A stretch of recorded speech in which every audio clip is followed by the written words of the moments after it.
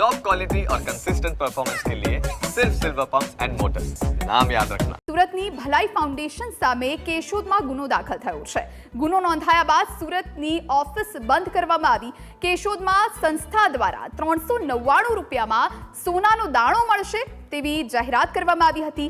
જાહેરાત બાદ અનેક લોકોએ 399 રૂપિયા ભરીને સોનાનો દાણો મેળવ્યો હતો। આ દાણો માત્ર 7 કેરેટ સોનાનો એટલે કે કહેવા પૂરતો સોનાનો હોવાનું સામે આવ્યું। કેશોદમાં ભલાઈ ફાઉન્ડેશનના લોકોની ધરપકડ બાદ હવે સુરતની ઓફિસમાં તાળા લાગ્યા છે।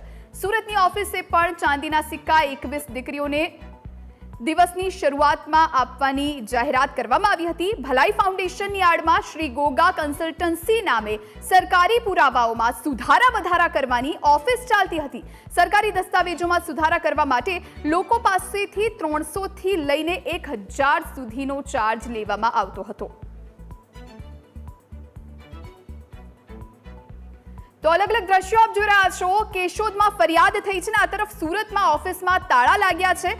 છેતરપિંડી ભલાઈ ફાઉન્ડેશને કરી છે, જેને લઈ અને લોકો હવે ફરિયાદ પણ નોંધાવવા જઈ રહ્યા છે। કેશોદમાં પણ ફરિયાદ નોંધાઈ છે। સુરતમાં તાળા લાગ્યા। અલગ અલગ દ્રશ્યો આપને બતાવી રહ્યા છીએ।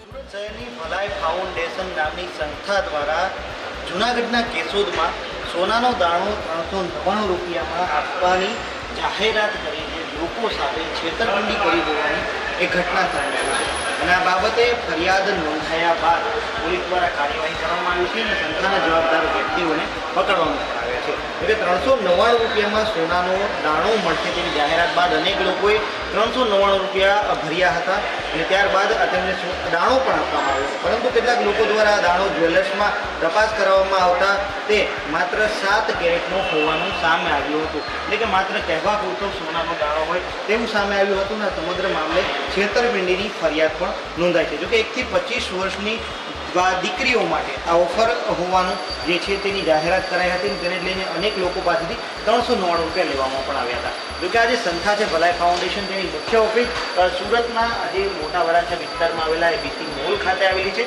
અને આ ઓફિસના પણ આ જે દ્રશ્યો છે, હાલ જે ગુનો દાખલ થયા બાદ ઓફિસ છે બંધ હાલતમાં છે, જ્યારે આના સંચાલકો છે ઓફિસ બંધ કરીને ફરાર થયા છે।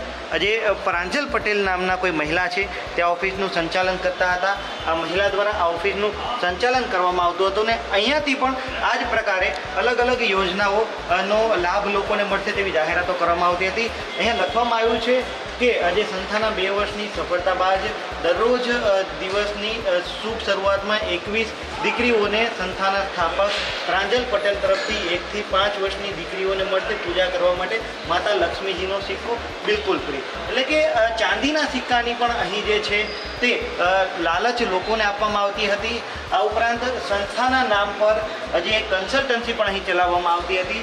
વહાલી દીકરી યોજનાનું ફોર્મ, કુંવરબાઈ મામેરું, પાસપોર્ટ, આવકનો દાખલો, મેરેજ સર્ટિફિકેટ, બિન અનામતનો જે સર્ટી હોય, આયુષ્યમાન કાર્ડ, આધાર કાર્ડમાં સુધારો, જાતિનો દાખલો, રેશન કાર્ડમાં સુધારા વધારા, સિનિયર સિટીઝન સર્ટી, ચૂંટણી કાર્ડમાં સુધારો વધારો, વિધવા સહાય, EWS પ્રમાણપત્ર અને ઇન્કમટેક્સ રિટર્ન પાન કાર્ડ, તમામ જે યોજના આજે કાર્ડ હોય છે તેમાં સુધારા વધારાનું કામ પણ લોકો પાસેથી પૈસા લઈને અહીંથી કરવામાં આવતું હતું। એટલે કે આજે સંસ્થાના નામ ઉપર જ્યારે ધંધો જે ખોલી દેવામાં આવ્યો હોય તેનો આજે છે તે વધારો થયો હતો અને લોકોને સામાન્ય એવી રકમે સોના ચાંદીના આજે કોઈ પણ વસ્તુ, સિક્કા, નાકના દાણા આપવાની જે જાહેરાતો હતી તે ખોટી સાબિત થઈ હતી અને હાલ જૂનાગઢની કેશોદ પોલીસ દ્વારા સમગ્ર મામલે ગુનો પણ દાખલ કરવામાં આવ્યો છે અને સંચાલકોની આજે ધરપકડ બાદ સુરતની ઓફિસ કે જે પ્રાંજલ પટેલ નામના કોઈ મહિલા સંભાળી રહ્યા છે તેઓ પણ ઓફિસ બંધ કરીને ચાલ્યા ગયા હોય તેવું લાગી રહ્યું છે। હાલ અહીંયાની ઓફિસ છે તે બંધ જોવા મળી રહી છે।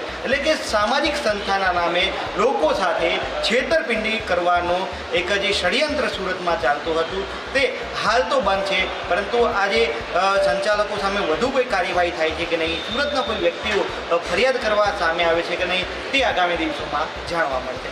કેમેરા પર્સન કેસી વગાતા તથા મિત્રુપા ન્યૂઝ કેપિટલ સુરત।